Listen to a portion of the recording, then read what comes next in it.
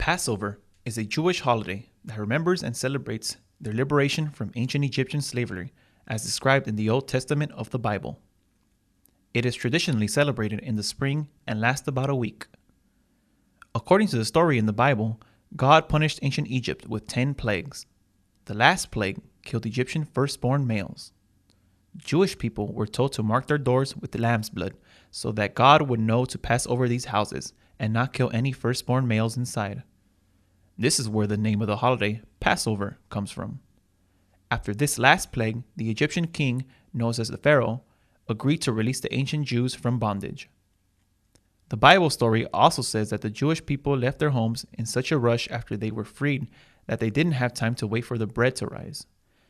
This is why the commemorative Passover meal, Jewish people eat matzah, bread without yeast, also known as unleavened bread.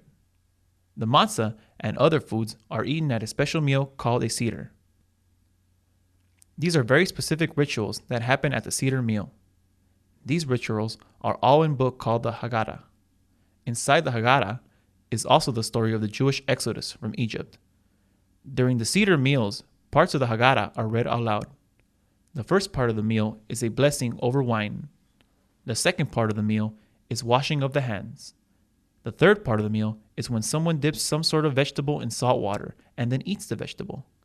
The vegetable symbolizes the humble origins of the Jewish people. The water symbolizes their tears.